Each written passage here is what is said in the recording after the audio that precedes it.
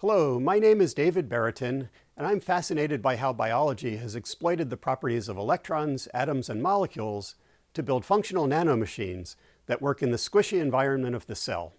So let me explain some of the curious features of these biomachines, and I think you'll understand why I'm excited about teaching my course.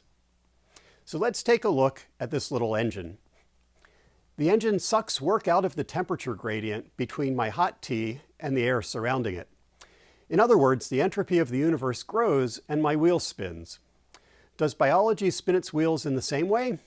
Does it have scaled down nanomachines that look like this? Well, the answer is yes and no.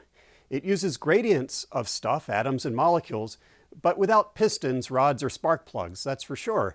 Everything is wet and jiggling around, but it does seem to work somehow. How is this? That's the point of our course. So here's a better analogy for biology than your car's engine. Imagine that you're riding your bicycle through Los Angeles and you're stopped at a streetlight. The big earthquake hits and the ground begins to shake. So luckily you thought ahead and you attached a ratchet to the back wheel of your bike, and you can use the energy released by the earthquake to propel yourself forward without any pedaling. So biological molecules live in a world of unending earthquakes. Jostling from their surrounding molecules hits them all the time. The little ratchet trick doesn't quite work for biological motors, but they do something very similar. These biological machines glue down chocks or stops behind their wheels, and they wait for a thermal jolt to shoot forward. So the price they pay for doing this is the cost of making and removing those chocks.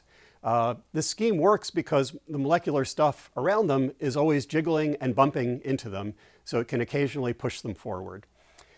The aim of my biophysical chemistry course is to develop intuition for what I just described at the nanoscale, by way of back-of-the-envelope physical modeling and chemical thinking that captures the essence of this machinery.